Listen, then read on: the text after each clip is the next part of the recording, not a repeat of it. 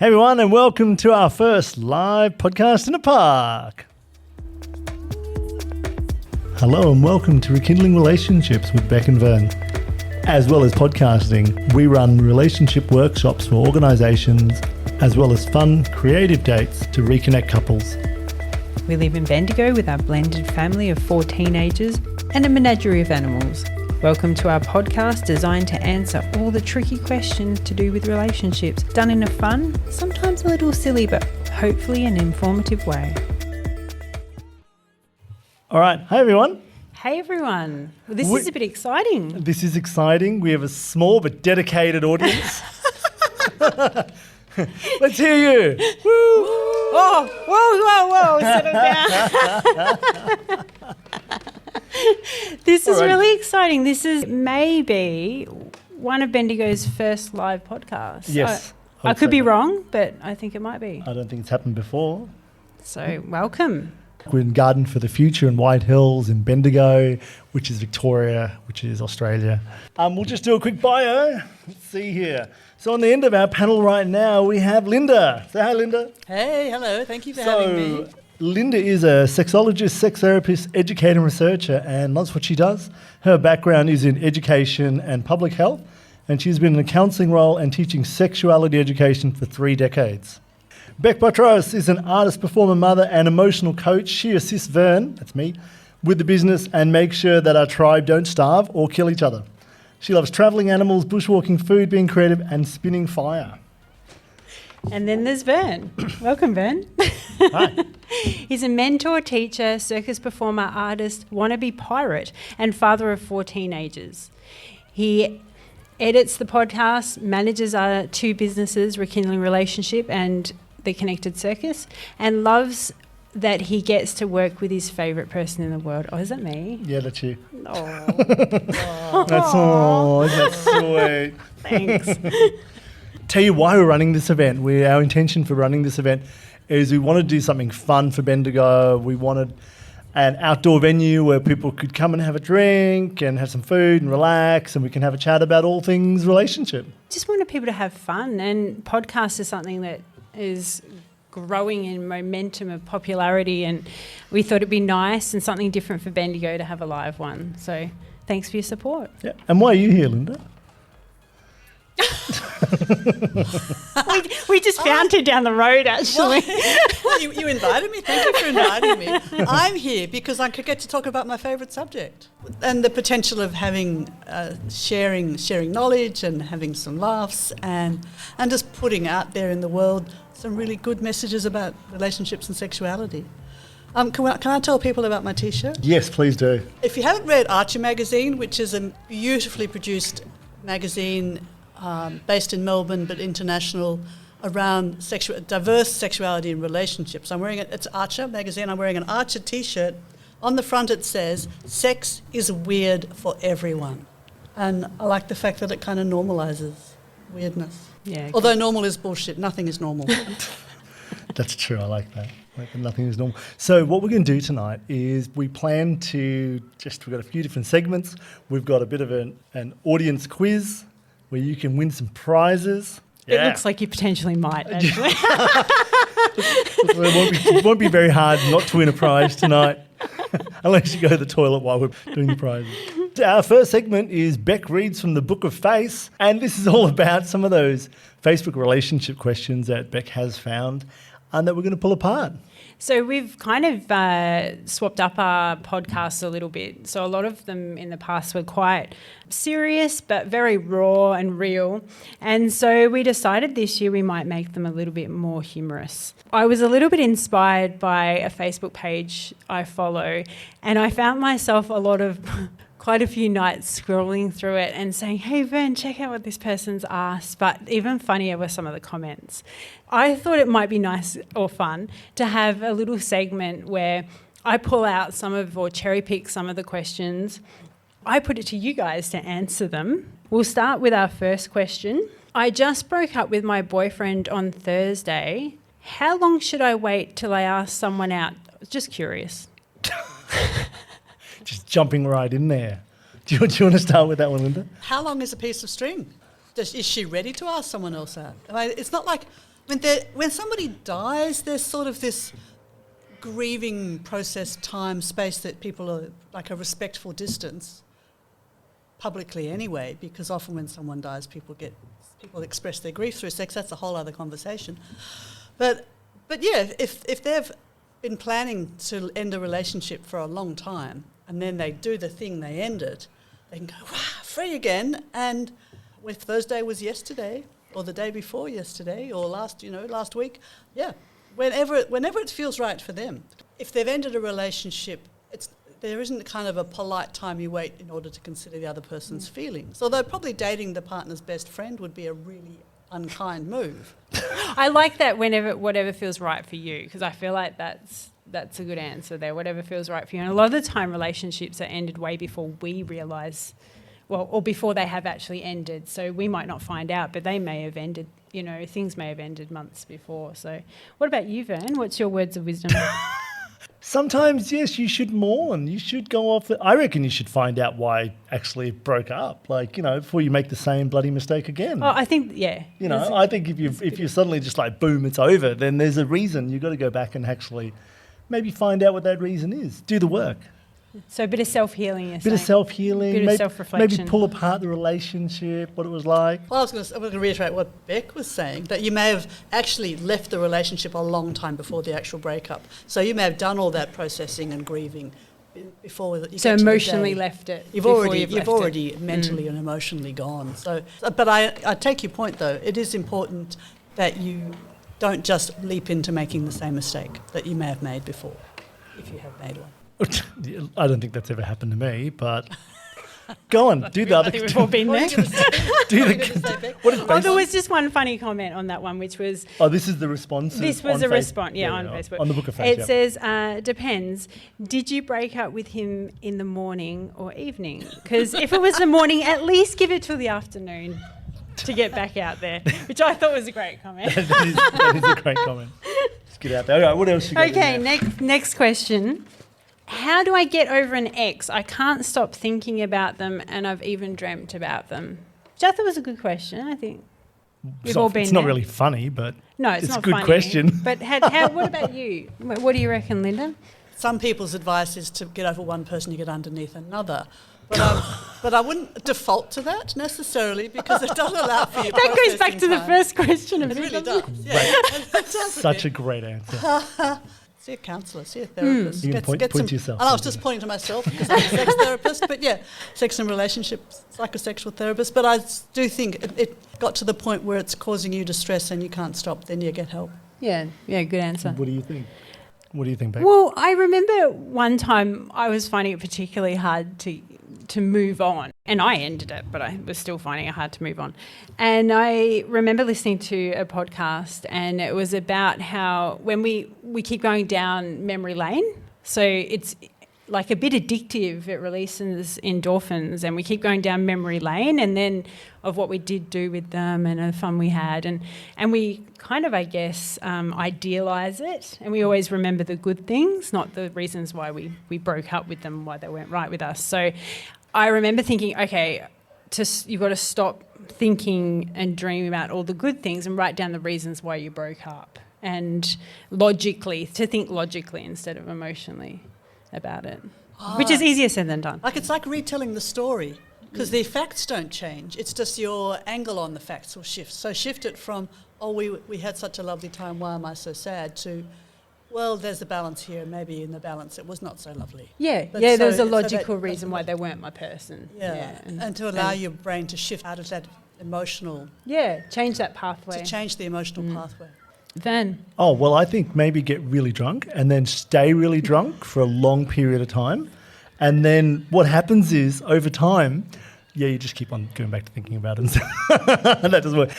When I've broken up in the past, what I've done is I've just ignored it. I haven't actually processed it. It's really typical of men I've worked with and dealt with and done stuff with, where it's emotionally, it's too hard, put it in too hard basket, we'll just drink a lot and pretend it didn't happen. common thing to distract yourself. Yeah. It's so much easier to distract yourself than actually deal with it. I know now that I'm a mature man and I'm all grown up, the wisdom is the white in the beard, is that processing stuff, like actually having to talk to someone and dealing with it and processing it. And it sounds a bit boring, but it actually works. Yeah, good advice. You ready for the next one? All right, go on, do it. Do you think it's disrespectful? Oh, this is a good one for you, Linda. Do you think it's disrespectful to get on your phone after sex, like 10 minutes after sex? I've been listening to your podcast today, and I was listening to the one about people who spend too long on their tech. People have those conversations. I always feel uncomfortable during those conversations because I like my tech. However, is it disrespectful 10 minutes after sex to be on your phone? Cuddling after sex, when you whatever sex is for you, if you're in the same room, cuddling after sex is really good for enhancing well-being and building on the relationship. If it's consensual, I don't see why not. But I wouldn't recommend it as a regular practice. So don't just both roll over and No, start Instagram. I mean, you might, It was you might be- amazing. you This might be guy's awful. You might be snuggling and each on your separate devices, and because that's what you both like to do, which is a different thing entirely. But yeah, definitely the cuddle, very important. I think I'd be a little offended. How about if I was actually on TripAdvisor going, 5 stars? Am I advertising?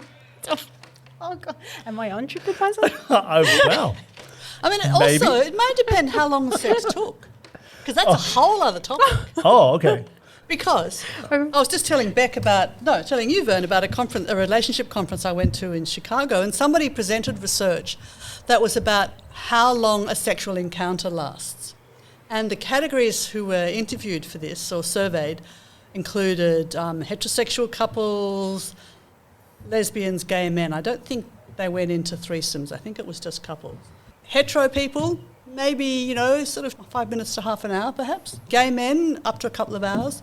Lesbians, they hadn't made the chart long enough. Time and the exploration and the space was actually clearly the whole session was a lot longer. So maybe if you've had a 3-hour session, 10 minutes after it ends to get on your phone might be quite reasonable. But if it's just been a 5-minute quickie, that 10 minutes might just be all the respect it deserves. I actually don't know how to answer this. Would you like to know any of the comments? Please tell us some of the comments that other Well, this kind people... of, I guess, goes into what you said, is that one of the comments was, no, it's not, because you said sex, not making love. Oh. Oh. Yeah. Making love. Sex is just a commercial from a reality show, was somebody else's comment. What? Sex is just a commercial from... I'm guessing that they're watching a reality show and they're like, just in the commercials. I don't know. Is that what they're I don't commenting? know. As in, you're watching TV, you have a quickie during the ads. Yeah. Oh. That was one person's comment. And then once somebody said right after or 10 minutes after. Straight after. Just put your partner down and pick up your phone. Another one says, check the rule book, set them up, knock them down, one after the other, just like beers. I have a feeling a bloke had that comment. That might not be a monogamous relationship happening. Maybe they're not taking their time It doesn't sound like it. I don't know what's No. going on there. Okay, next question. All right, last one. How do you explain not being sexually attracted to your partner, and is that normal? That's a hard. That's Ah, a Linda. hard question. Cool. Over to Linda. Tell us, Linda, what do you think? That's a tricky one. I want to know the backstory. I mean, has it always been like this? Or Is is this there- a is new there a backstory? development? Oh, yeah, or yeah, whatever? that's Or a has good it point. always just kind of made an effort and it's been okay, but you're just not feeling it, and then life stressors happen and the desire wanes because you're just stressed and it's not about them? Or, good and I point. was just telling Beck before we're discussing podcasts, I really like the Savage Lovecast, and with Dan Savage, who's an American sex advice person. There was an example, a question just like this recently, and the answer was that they're probably gay. Look, if it's not about you, it's actually maybe they're with the wrong partner. And Yeah, there's a lot of pretending possibilities. to fit with what they're expected to fit with, and it's not doing it for them. But yeah, people lose desire. Like they have children. Children are the worst things. Oh, for a they're sex life. terrible. Tell us about it. They have to leave home eventually, but that's a long time to wait. You're speaking Beck's language right now. They kill the mood, that's for sure. I love how you just If you're thinking about having them, don't. You can't say that. 'Cause actually, what's really funny. Hello, there's people walking off into the distance with They're their probably child. disappointed they've got no time together. And don't get a job either, because that can be exhausting and stressful and take away the mood. Don't get a job. Don't get a job either. Don't get a So job and don't don't- have Don't live in kids. poverty, So because that that's also our will advice. kill it. Yeah, that's true. Great That's advice. too stressful. Just be unemployed and childless. Can have all the sex you want. There you go. Don't know how that's. No, I Don't know how that's going to work. I wouldn't actually say it was that syllogism, no. That No, I don't think so either. What about you, Vernon? How do I explain not being sexually attracted? Oh my goodness, I didn't actually know how I would explain that to anyone. I think they'd know. I think they know as soon as they're like, oh, so you're going to be on your laptop again tonight, are you? So you reckon they'd pick up the vibe? I hope so.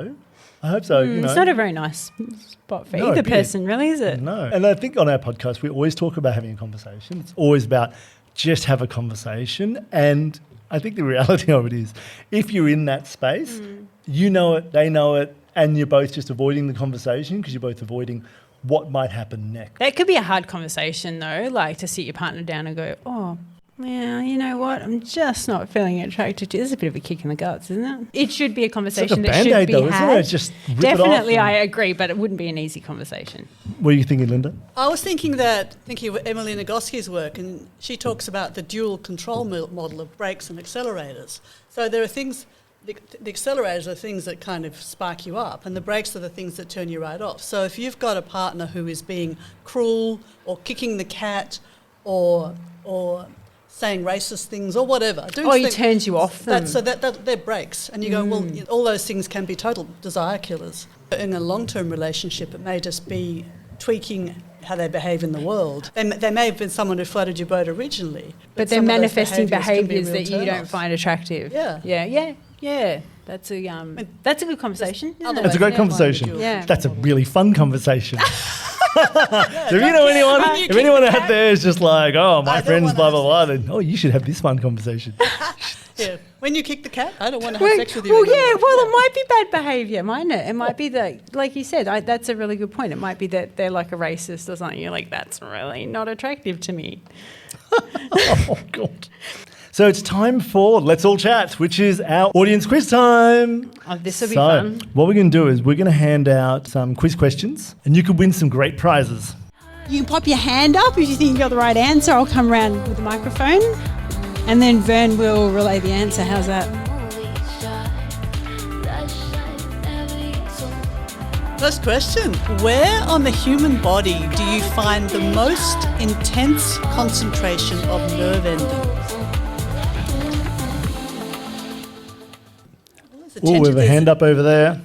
Beck just poked the microphone in Nathan's face, and This is like my nightmare. I hated school. I hate putting my hand up, and I hate having the. I'm sorry. what was that? Reproductive organs. Your reproductive organs. When you say reproductive organs, what do you mean I've by said that? the scalp. Your scalp. The scalp. Ooh. Jesse? Scalp. Anyone got something different there? Yeah, go on. The lips. And the You- answer is We have a winner. we have a winner. It is actually lips. Well and fingertips. done. I'm And, impressed. this is one of Linda's questions, which is FYI, the clitoris has twice as many nerve endings as the penis. Was that the word you're trying to say before? What is the most important sex organ? This is not a trick question. Oh, not a trick question. Ooh. Important sex organ. Come on. The brain. The skin. Sorry, say again. The brain as well. And another brain. Ooh, You're how did right. they all It know was this? actually the brain. Arousal, fantasy, pleasure, all of those things are the brain. But You the gotta skin, shut that the brain skin down. is certainly the whole body is the biggest sex organ rather than the most important. So you get a half a point down the back there. Well done, everyone else. Yeah, good. Well done. All right, question number 3, please, Linda. Yes, Linda. Why is kissing good for your health?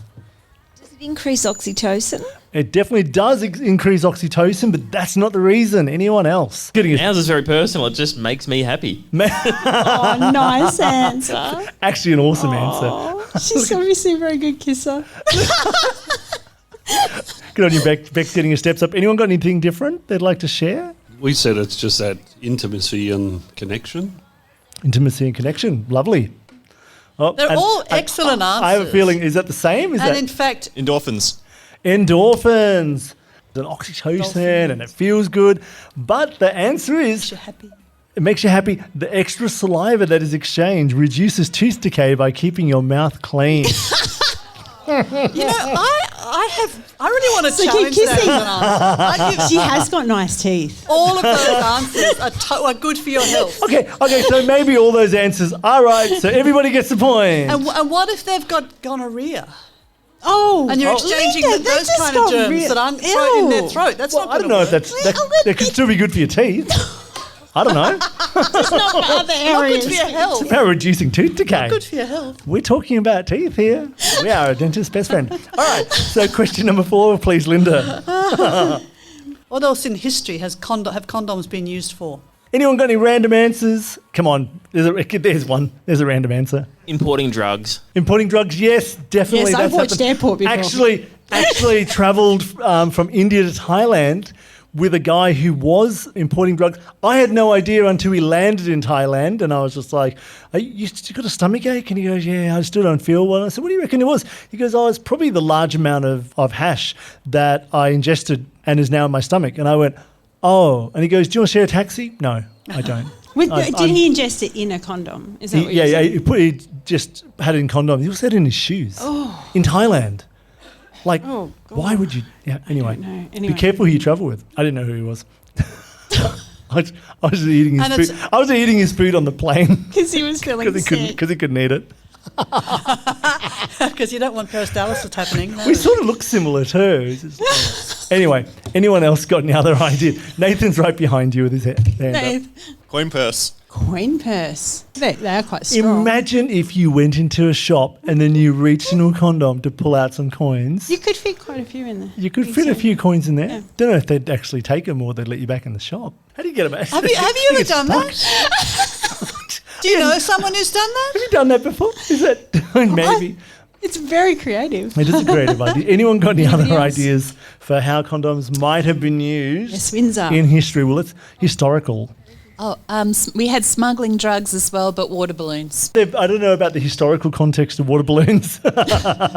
But I know they sometimes are filled up and used for ice packs for people post-birth or hemorrhoids. Oh. Done frozen. Yeah. Oh. Or Yeah. very Might cold. have been handy after kids. They were used by soldiers in World War II to keep their rifle barrels dry when they swam to shore. Just rolled a condom over the end of their rifles. There you go. Because condoms are part of their kit. Yeah, they got issued them for prophylactic, as in don't get Veno Venus VD was the posters up in the mess hall in the soldiers' Wow. Very interesting rooms. fact. Fantastic. So sexual health messages. So they were given condoms. Awesome. So what we've got is, we call this the box of secrets. So see this little gold box? Can you show the gold box? It's hidden behind the pens. That's our box of secrets. So what we want is, if you have any questions that you would like the panel to answer, and they could be any question at all. Okay. This is anonymous. I actually used to use this in my sex ed classes in high school, where I would just get them to write whatever they like and then stick it in the box, and then I could just put them all together and go, all right, here they come. Because generally what happened is one person would ask a question that everybody else wanted to know. So if you can think of anything in the break, please write it on there, stick it in there. You can also, and I made this easy because sometimes people feel a bit weird about putting in a piece of paper, is if you don't write a question, you can also write the name of your favourite movie actor or actress or person and write that on and put that in there.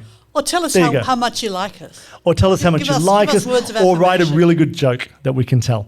Hi and welcome back. So we have a winner in the last quiz, and that is Ben and Christy over there. Let's give them a clap. They actually scored the most points, so we've given them a couples quiz box. So for more quizzes, just because if you didn't get enough quiz, can't get enough quiz. And now time for another quiz. This is a different quiz. This is a quickie quiz. So Against Linda. So against Linda. So this is actually what we're going to do is yes, Linda's sitting there. She has no idea. So what we're going to do is we're going to give you the opportunity to pitch yourself against Linda. who feels brave enough to go against Linda? Linda. Come on, first Harry. question. First question up. Oh no, I thought she was putting her hand up and she She was did putting put her food in her hand mouth. up. Yay! Just go over there. She was putting her hand up, putting it in the mouth. So let's. Somebody's got to feel brave enough. We've got 4 questions. So They're fun questions. is there right and wrong? Yes. Oh well. There are right and wrongs to questions. Do we have to be Like that serious? question? Could be a grey area on some of them. Wait, have you listened to Vern and my podcast? No. Then you won't be worried about saying something ridiculous then. No. And don't worry about your voice because I do the editing and I make Beck sound good. So Okay, moving right along then. Your teeth aren't going to be looking very good. oh, there'll be no kissing. Oh dear. Look out, tits. Okay. Okay, are we ready for the first question? Yes. There's 4 questions. Questions. The first one is, what percentage of dreams are about sex? 15%? According to a study published by the American Academy of Sleep Medicine, Oh, good. Good. Yeah. I approve. I thought I'd start with that because Linda's looking at me like, I'm not going to believe a word you say. There were nearly 10% of all dreams include sex. 10%. I would say I don't know. Wouldn't you say more sometimes? I don't know. I don't know. It depends. It's an average. It's an average. I think you won that time, You Cheryl. did. You did. Oh, Vern's been waiting to do this. Watch. He's been waiting to do this. Ready? Desperately wants to throw this at Have you you. got one already? It's- and this is my can you favourite repeat one. I'm very happy to have one of Linda's clitorises. How many does she have? Is she a kangaroo? Because that's the next question. Okay. Go. Throw it. So these are what Linda brought along as prizes. They're 3D printed clitorises. I didn't actually know Which what you'd it be quite was. surprised because, everyone knows about the very end there. But there's so much had more no going idea on. what it was. Do you have a favourite colour, Cheryl? Me too.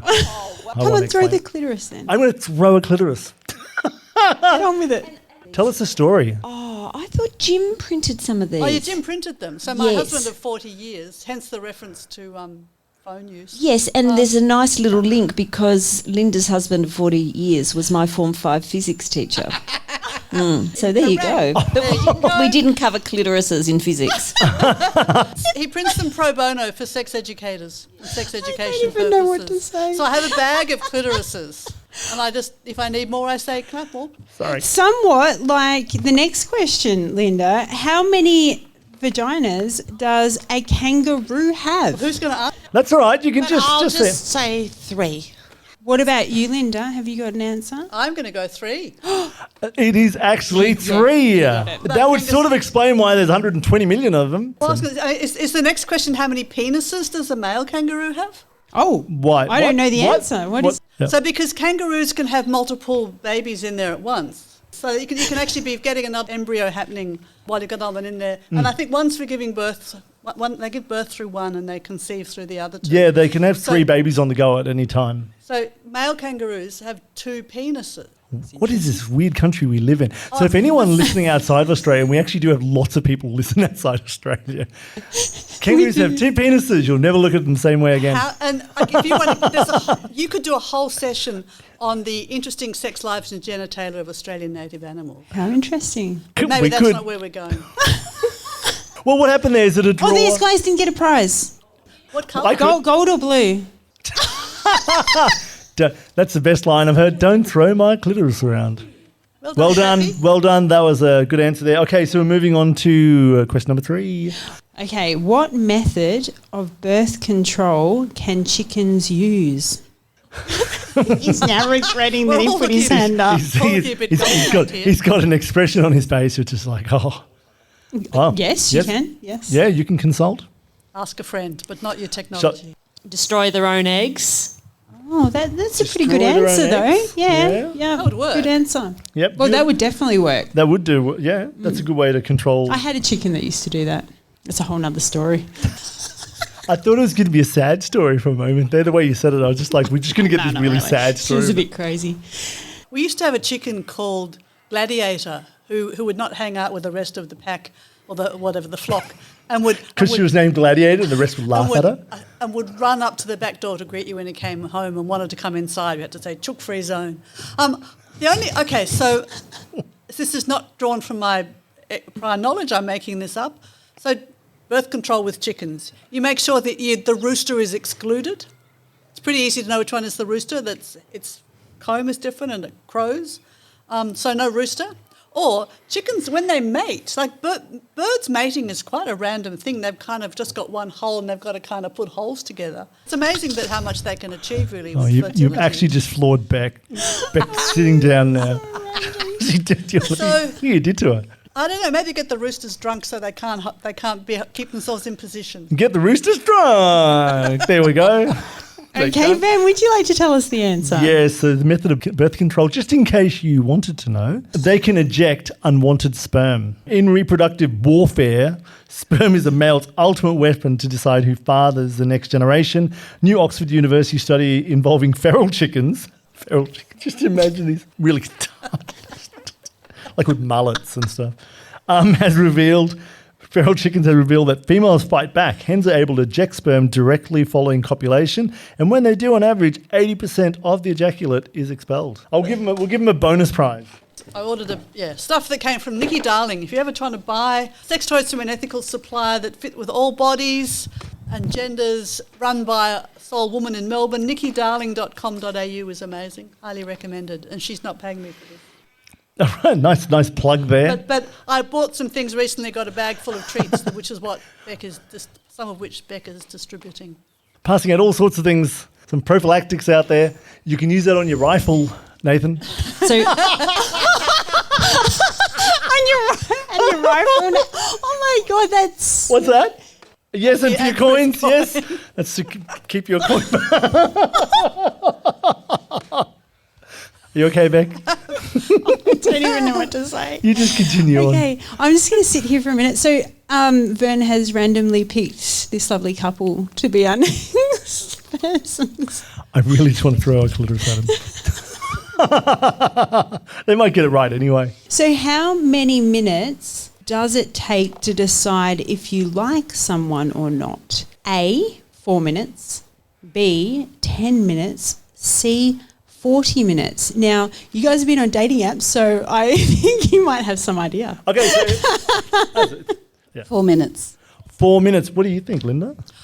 I was going for 4 minutes as well, although I have a number of questions about the context of where you might be. Study. But yeah. Can I see some research? 4 minutes. Like I've seen people swiping. They're not taking 4 minutes. Okay. So the answer is apparently it only takes 4 minutes to decide whether you like someone or not. As such, if you want to make a good impression on someone, you only have got around 4 minutes to do so. Getting and keeping someone's attention and attraction is believed to have more to do with body language, tone, and speed of your voice rather than things you actually say. And how they smell. Pheromones are really important. Can I give you a random fact about that? Yes, please. That people who meet and start dating and then might maybe think of getting married and then have babies, if the woman is using hormonal contraception, and then she goes off hormonal contraception in order to try to get pregnant, what can happen is that the pheromones that she's drawn to can really change. So she might find that she's not... That actually could be one reason why, back to your earlier question about why might you not like your partner. Yep. In fact, when you're on hormonal contraception, what you like is different from when you're not on hormonal contraception. So before you get married, use the condoms. Fantastic. Thank you very much, Linda. And well done. Oh, hang on. All right, look out. Gold clitoris coming your way. It's like the Oscars, really. I hope it goes on your mantle. Okay, here it comes, incoming. Oh, good catch. Alrighty. So moving on, what we're going to do now, we're going to open up the box of secrets. Oh. Dun, dun, dun, dun. Am I on? I don't think I Can I turn you? Yes, I can turn you on. So here we go. We have a whole lot of questions in here. I feel like what I'll do is I'll pass these to our panel and see what we get. Good, I love questions. Well, these are great questions. Hang on. Of course there'll be great questions. Or fabulous compliments. I think this is a great question for you, Linda. Are there different types of orgasm? Example, genital or full body? If so, how many types and can they be learnt? That's an awesome question. I've been ranging tantric sex, so yes. You answer the question. I want to hear your answer. No, you go. First, I want to say that you can have awesome sex and not have an orgasm. So orgasms aren't compulsory, and they are for you and not for the other person's benefit. Just throw that in there. Types of orgasms. You can have breath orgasms. You can have orgasms that are cervical or whole body, or people with penises can have orgasms where they ejaculate, and they can orgasm where they don't ejaculate. I've got up to 5. There's got to be so many I'm more. pretty sure It's not something I've 6 or tried to something. make a list, but... You can have breast orgasms? So you can have an orgasm that comes from stimulus of any kind of sensual part of the body, which might be the scalp or the breasts or just the whole skin. And Yes, so it could be nipples or any other part of the body that happens to be Can they particularly be? The aware second for part that was person. how many times, but can they be learned? Oh, yes. Yeah, that's the Yeah. fun part. Because people, that's the fun part. Because I have read about people where they actually coach their partner that when I do this, which might just be grab your shoulders, you will come. And so people can be trained to come in response to any kind of stimulus because Well, it's, like a because it's- Pavlov sort of because, thing. Because the most important sex organ is the brain. Oh, I really like the idea of doing that where you actually train someone like Pavlov's dog. Yeah. So to any sort of stimulus, like, you know, just set their phone to like set off like a notification and all of a sudden to wherever they are. That would be awesome. And people can be, in a power exchange situation, people can forbid the person, the dom can forbid the sub from coming even though they want to until they're told they're allowed to. So you can hold off the orgasm. So there can be a command, which is a different situation from when I do this thing, you're going to come. You just randomly come up and do it to them, which I think could be quite awkward depending on the circumstance. It could be quite awkward. It could be quite funny. Oh yeah, you could Going for the funny. you could idea. abuse it. You could. Which would not be a good idea. That would not be good. Don't do that. But on the Learnt It, tantric sex books are great for that, aren't they? Learning. All right, Beck. Next question for you. How often should you have sex? For me, next question for me. Oh, that's such a broad question. That it depends on what's happening for both parties. So, are they on holiday? You know, I don't think there's a rule. There's no rule. Yeah, I if think there's it's children just around, there's then- then get rid of your children. There is no or, you know, normal. there is no normal, because and your situation changes. So, you know, if you're not feeling well or they're not patch. And do you that mean will sex with affect someone it. else or sex with yourself? I would imagine it's with their person. Or people? Or, whatever you're into. I don't think there's any defining rule, and I think that is something you discuss with your personal people. Yeah. Yeah. So- However you fancy it, so long as it's practical and convenient and consensual. Like you don't want to be distracted from your work day.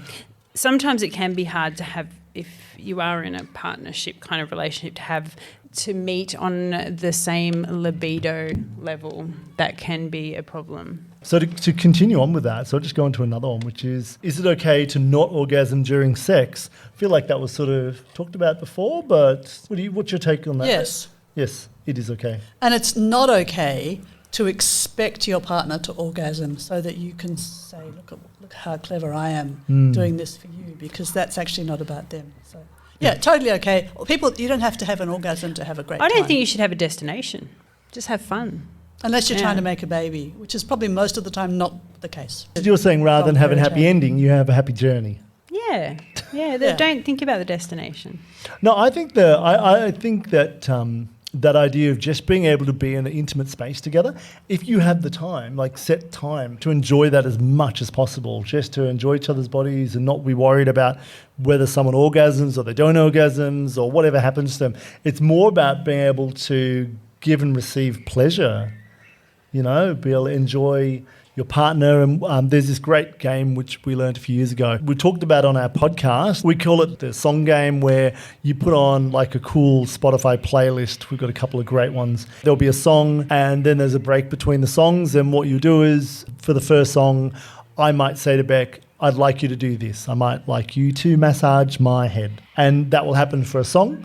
And then the next song, she asks me what she wants. And it's not about sex, so it's not about going straight for that. It's about actually asking for what you want, asking for what's pleasurable for you. So then what happens is we get to know what's pleasurable for each other, and it becomes this long, drawn-out foreplay to the point where we do become more and more intimate. Then we can ask for that thing we want. And that means that it's not about the orgasm, it's just about it's a really play. fun way to do that, isn't it?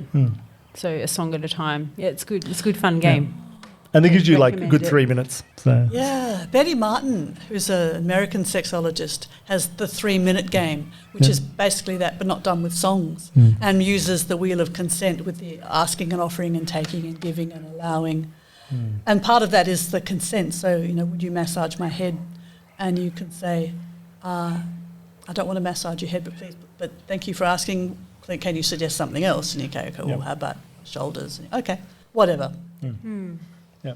And it's different than actually if you were saying what you wanted, because that might not be what your partner wants. So it is about that conversation the whole time.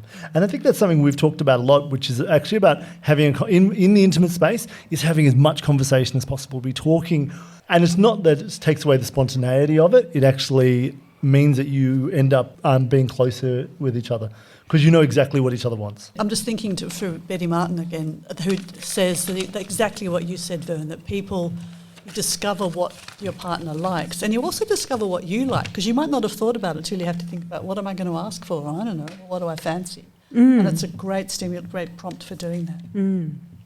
How does love change over time in a long relationship, or should it? How does love change? They've gone quiet over there. Oh, who's that? I'm Come on. thinking- Well, the limerence phase, that stage when you first fall in love. What did you call it?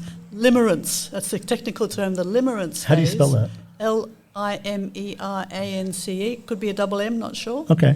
And it's a bit like being high on cocaine for whole that. It's like you're on totally on drugs, because you can see no wrong in the other person. You're obsessed with them, and it feels amazing, and you're high. 6 to 18 months is a general span of how long that lasts for. And then it shifts into like you just calm down. But it doesn't mean you stop loving them. But so the stages of love can really change in that time. I think that's normal. It's normal. It's Yeah, totally, so that's what normal. happens. Yeah. But then you get people who look for the new relationship energy, who will end a relationship because they're not feeling that, so they find someone else so they can They get high again. addicted to that high. Yeah. They start looking for the high and not looking for the other aspects of. Yeah, I reckon I've been in that. Chill. I reckon in my 20s I was probably in that space where it was always the new thing, the new person, rather than actually going deeper. What was your joke? Tell me I your had a joke. Can I tell you? Yeah. Was that what? Checks the crowd. Okay, what's the difference between a casual dress party and an orgy with pirates? One, you come as you are. The other, you are as you come. I like that joke. I think I'm a pirate sometimes. You know there's a new pirate movie Vern coming out. does think he is a pirate. I won't be going to it though. It's one of his alter egos. It's rated R. Advice on dealing with my partner who has friends of the opposite sex. That's a good one, I reckon, because I've had a problem with this. Yeah, go on. Actually, no. Don't go on. Let's move on to another question. Is that what? Did you write this on? No, I didn't. What was the question again? Advice on dealing with my partner who has friends of the opposite sex. Because that's actually really, I think that's an important one. Some people get really jealous of their partner's friends if they see them as a threat to the relationship. That underpins trust, and it underpins your own sense of security in the relationship. Like the rules to say you can only be friends with people of the same sex, which doesn't work if you don't know that they're bi. But yeah, rules like that don't work. People can have long-term friends from childhood, and then their partner says, no, you can't be friends with that person because I feel threatened. And it might depend on what friends they are. Like, so if it's another single person as opposed to like, you know, a couple or someone you've known for years, like you said, that might make a bit of a could be a difference. work If it's like colleague. another... And are they friends where they're communicating regularly, or are they like hanging out with them? Because that's a whole nother different... It's all View on context, isn't it? It is complicated, but I think a lot of it boils down to your own. If someone is jealous, like what are their unmet needs, and is their unmet need to feel secure in the relationship, perhaps? And maybe, do they have a reason to feel insecure? And if They they may trust- have a reason. Is trust Yeah. an issue? Yeah. So maybe it's like a really good conversation of who you're comfortable with them being friends with, and it being very transparent relationship where they kind of hang out with both of you, or you know that they're going to hang out with the person that's not hidden, maybe. Yeah. That would be my take. All right. I don't have a take on that because we've had this conversation before, because I seem to have a lot of female friends. Moving on. Not anymore. It has been in one of our podcasts. Not anymore. No, but that makes me sound like I've like control. I haven't. Oh, it is dependent, isn't it? Yeah. No, and no. sometimes I they understand will how you feel now, so I'm more thoughtful about who I communicate with. Yeah. Yeah, like it might be the opposite sex friend that. Could be anyone. Yeah, and it might depend on if you have a business together or something, and you're like, "Hmm." It's just randomly because it's convenient, but not just. But which that's the it depends. yeah, And maybe at the end of it, it's coming back to that sort of trust and commitment, which is really the like the foundation for a good The relationship. psychological safety and the things that you know trigger the other person or just upset them, and the things that don't. So you're respectful of what their needs are. Time for us to finish up. We want to say a big thank you to our audience. I'd like to say thank you, Linda, for being part of our panel tonight, and thank you, Beck. Thank you so much, and thanks everyone for coming along and supporting us, and hope you enjoyed it. Yep, and we hope you can make it to the next podcast in a park or pool or pub or somewhere. Check us out on Rekindling Relationships on Facebook and also Spotify and Apple Podcasts. And thank you so much. Thanks for listening. Please subscribe and follow us. And check out our website at rekindlingrelationships.com. Bye for now. See ya. Thank you, audience. It's awesome to have you here. You've been thank great. you so much. Have you had fun? Good. You stayed. That was